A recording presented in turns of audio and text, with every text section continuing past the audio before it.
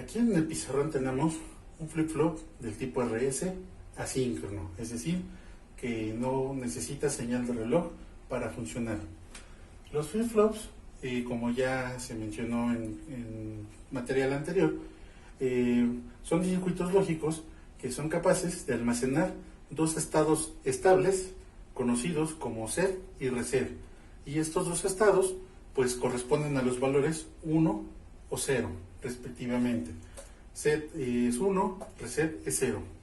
La ventaja de estos dispositivos es que una vez que nosotros los seteamos o reseteamos, mantienen su valor en las salidas estable, por eso se llama biestable, mientras el circuito esté energizado. En el caso del flip-flop RS, tenemos una configuración de dos compuertas lógicas, dos NOR.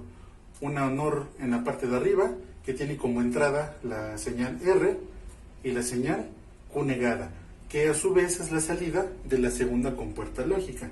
En la segunda compuerta lógica tenemos como entradas la señal S y la señal Q, que es la salida de la primera compuerta lógica. Por lo tanto, las dos compuertas son complementarias y tenemos un bucle entre ellas. Bueno, vamos a ver cómo funciona este dispositivo haciendo un análisis de los valores posibles en las entradas que tengamos en S y R. En este caso, la tabla de verdad pues está un poco amañada porque no corresponde a las posibles combinaciones que yo pueda tener. O sea, sí son todas, pero si se fijan aquí tengo repetidas dos, pues para que sea un poquito más fácil de visualizar cómo se comporta el dispositivo. Obviamente, pues las únicas posibilidades son solamente 4, no 5 como en este caso. Pero bueno, vamos a comenzar. Hay que recordar que S es set, que a su vez lo vamos a manejar como ajustar. Y R lo vamos a manejar, es reset, que lo vamos a manejar como reiniciar. ¿Vale? Vamos a probar la primera combinación. En este caso, la combinación 1-0, en donde S vale 1 y R vale 0. Pues vamos a ver qué sucede aquí. Esta es una compuerta NOR y tiene como entrada un 1.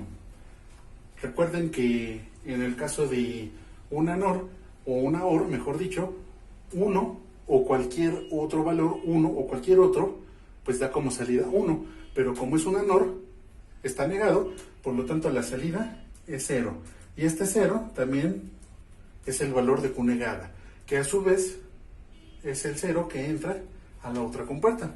En este caso tenemos un 0 de reset y un 0 de Q negada. 0 o 0 es 0, pero como está negado, vale 1. Y efectivamente, nosotros le dimos a set un 1 y pusimos la salida Q en 1 también. Y como Q es la Q negada, pues Q negada es la parte negada de Q, pues entonces pues obviamente es el inverso. Y tenemos como valores 1 y 0. Ahí está. Pusimos nuestro flip-flop en set. Le dimos un 1 a set y entonces pusimos la salida en 1. Vamos a probar la siguiente configuración. Bueno, este ya estaba. En donde S vale 0 y R también vale 0. Vamos a ver qué sucede cuando metemos 0 en ambas entradas. Aquí en este caso pues es lo mismo. Aquí es donde tenemos un cambio. Tenemos un 1 acá, que se convierte en la entrada de esta compuerta de aquí. Y tenemos un 0 en esta de acá. 1 o 0 es 1, pero como es negado, entonces su salida es 0. Este mismo 0 pasa a la primera compuerta de acá. 0 o 0 es 0, pero como tenemos una NOR, es negado, tenemos a la salida 1.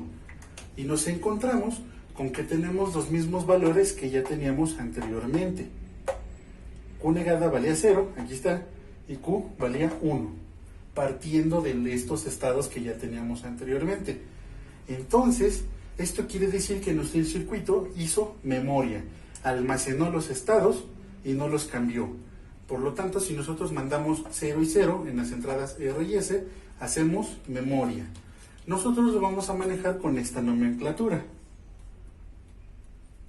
Qn-1, es decir, en tiempo, y Q negada, n-1. Vamos a ver la siguiente combinación, donde tenemos 0 en S y 1 en R. Entonces acá tenemos un 1 y acá tenemos un 0. Este cambia a 1. Fíjense, vamos a validar aquí. 1 o 0 es 1, pero como es una NOR, está negado, y esto cambia a 0. Este 0 a su vez se convierte en la entrada de la compuerta complementaria. Aquí tenemos 0 o 0. 0 o 0 es 0, pero como es negado, cambia a 1. Por lo tanto, nuestra salida, Q negada, cambia a 1. Y entonces tenemos la inversión del dato. Ahora Q vale 0 y Q negada vale 1. Y efectivamente se cumple con lo que habíamos dicho. Si nosotros le damos reset al flip-flop, nuestro valor Q cambia a 0. Y obviamente Q negada pues cambia a 1, porque es la parte negada. Entonces invertimos el valor lógico. Vamos a ver qué sucede si le volvemos a mandar 0 y 0 a S y a R. Entonces borramos el 0 de acá, quitamos este 0 de allí y tenemos lo siguiente. 0 o 0 es 0, pero como está negado, cambia 1. Por lo tanto, el valor de salida sigue siendo 1 en Q negada.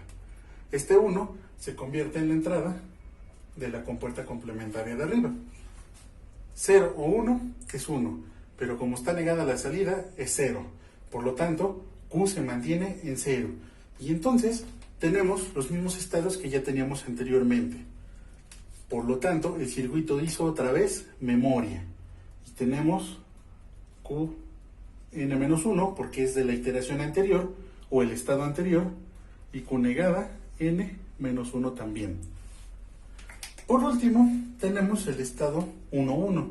En este caso, este no se valida, dado que no funciona, y esto se convierte en indeterminado. Y lo tachamos de la siguiente forma. Este es un estado no deseado. No explota el circuito, pero tampoco funciona correctamente. En estos dos estados, el circuito no funciona correctamente y se maneja como indefinido. Los únicos que nos sirven son estos dos y este de memoria. Entonces, en conclusión, tenemos los siguientes elementos, fíjense, de la tabla de verdad. Cuando S vale 1 y R vale 0, entonces le damos al circuito un set, poner a 1. Cuando nosotros hacemos que las entradas valgan 0 y 0, lo que hacemos es memoria. Si, por ejemplo, mandamos un 0 a set y un 1 a reset, ponemos el circuito en reset, es decir, lo reiniciamos. Y la salida Q vale 0. Si volvemos a mandar 0, 0, volvemos a hacer memoria. Esos son los tres estados, bueno, las tres funcionalidades básicas del flip-flop. Solo tenemos dos estados, donde Q vale 0, o vale 1 o vale 0. Son las dos únicas posibles salidas. Y lo podemos mantener con memoria o lo podemos cambiar con set o con reset. Este es el funcionamiento básico del flip-flop. Y esta información se va a quedar igual siempre y cuando el circuito siga energizado y no cambiemos los valores de nuestras entradas para afectar las dos salidas. Por último, en un diagrama de bloques, en un diagrama eléctrico tal cual, es muy poco probable que encuentren un flip-flop definido con este tipo de arquitectura, porque esto es interno, o sea, esto es una arquitectura interna, y es poco probable que vean las compuertas NOR ahí todas atravesadas en un circuito secuencial completo. En estos casos, lo que se hace es utilizar un diagrama, un bloque específico para el circuito. En este caso, es un cuadradito en donde tenemos nuestra entrada R, nuestra entrada S y nuestras salidas Q y Q negada. Si ustedes ven esto, con estas dos entradas RS, Este es un flip-flop del tipo RS. ¿Y por qué se llama así? Bueno, pues porque es reset y set. Así de simple. Por último, vamos a analizar el flip-flop RS, pero síncrono, es decir, donde tenemos la injerencia de una señal de reloj. Ahora sí, vamos a ver cómo afecta la señal de reloj el funcionamiento de un sistema del tipo secuencial, en este caso un flip-flop. Fíjense, aquí tenemos, en este pedacito, tenemos el flip-flop original. Tenemos las dos compuertas complementarias, nuestras salidas Q y Q negada, y tenemos nuestras entradas R y S, pero de forma intermedia tenemos dos compuertas lógicas del tipo AND. Estas dos compuertas lógicas funcionan como inhibidores y sus dos entradas de cada una son R y la señal de reloj, S y la señal de reloj. Vamos a ver cómo funciona. Fíjense, recuerden que la señal de reloj es esa señal que está oscilando entre 0 y 1 de forma periódica. Por lo tanto, va a estar cambiando su valor lógico dependiendo de la frecuencia con la que trabaje esta señal cuadrada. Bueno, en el caso de las señales en R y S, vamos a tener el siguiente comportamiento. Vamos a hacer el mismo ejercicio de la vez pasada. Vamos a ver qué pasa cuando tenemos un set, es decir, un 1 lógico en set y un 0 en reset. ¿Qué va a pasar aquí? Este 1 lógico va a interactuar con esta compuerta lógica que tenemos aquí abajo. Sin embargo, el valor de salida de esta compuerta, que a su vez es la entrada del flip-flop, que me va a permitir provocar el cambio que yo requiero para obtener estas salidas, va a depender del valor de la señal de reloj. Si, por ejemplo, en este momento que yo puse un 1, la señal de reloj vale 0, porque está en un estado bajo, cambiamos un flanco de bajada, entonces tenemos este 0 a la entrada. Por lo tanto, 0 y 1 tenemos como salida 0. Y entonces este set se invalida. Literalmente ya vale gorro que ponga el 1 acá, porque a la salida tengo un 1. Y entonces a esta señal de acá le corresponde un 0. Y entonces yo ya no tengo el 1 lógico que requiero para el set. Lo mismo sucede acá arriba. No pasa nada. Si aquí este 0 lógico, que es el mismo que afectó abajo, afecta arriba, tenga el valor que yo tenga acá arriba, va a modificar mi valor de salida a 0 también. ¿Y qué sucede cuando tengo 0 y 0? Se hace memoria. Aquí está, 0 y 0, R y S valen 0 y 0. Bueno, lo que eran el equivalente IRS en flip-flop asíncrono son 0 y 0. Por lo tanto, mi circuito hace memoria y mantiene el valor que tenía en la iteración anterior. Es decir, que cuando el reloj está en 0, la señal de reloj está en 0, inhibe el comportamiento del flip-flop y lo forza a hacer siempre memoria. Y no es hasta que mi señal de reloj tenga un flanco de subida y cambie su valor a 1. Y entonces, ahora sí, tengo un 1 lógico acá, en la compuerta lógica de abajo, 1 y 1 es 1. Y ahora sí, este 1 provoca el cambio en mi sistema de flip-flop. 1 o 0 es 1, pero como está negado, cambia a 0. Ahí está. Este 0 se vuelve la entrada del siguiente. 0 y 1, pues es 0, no importa, porque R necesitábamos que valía 0. Entonces, 0 y 0 o 0 es 0, pero como está negado, esto cambia a 1. Y nuestro valor de salida se convierte en 1, y ahora sí, sucede lo que nosotros queríamos. Set cambia a nuestro flip-flop de la salida Q a 1 y Q negada 0. Pero no sucedió hasta que este señal de reloj no le dio la gana ponerse en 1 lógico. Así es como se inhibe se inhibe el comportamiento del flip-flop utilizando la señal de reloj. Y bueno, si yo, por ejemplo, ahora, caso contrario, quiero poner un reset, pongo un 1 acá y un 0 acá, va a suceder exactamente lo mismo. Si yo, por ejemplo, en mi señal de reloj tengo 0, porque cambié ahora un flanco de bajada, pues automáticamente mis compuertas lógicas tienen un valor de salida 0. Porque cualquier valor con un valor que tenga de 0 en las compuertas AND, pues nuestra salida sigue siendo 0. Y 0, en el caso del flip-flop, es memoria. Entonces se mantiene el set que nosotros teníamos anteriormente. Y no es hasta que la señal de reloj le dé la gana cambiar a 1, que ahora sí se puede validar ese dato. Y entonces tengo un 1 lógico aquí en la entrada, 1 y 1, se convierte en 1, 1 y 0 sigue siendo 0. ¿Qué sucede aquí? Aquí yo tenía un 0, 1 y 0, 1 o 0, mejor dicho, pues es 1. Pero como está negado, esto cambia a 0. Por lo tanto, Q ahora vale 0.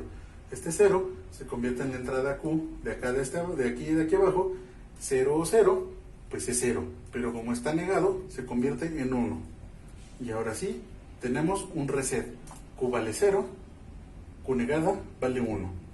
Y si otra vez esta cosa vuelve a oscilar y se va a 0, automáticamente mis compuertas lógicas, las dos, tienen valor de salida 0, y entonces el circuito hace memoria. Y con esto se da la situación de que la señal de reloj sincroniza los cambios, ya sea un set, un reset o memoria, de mi flip-flop.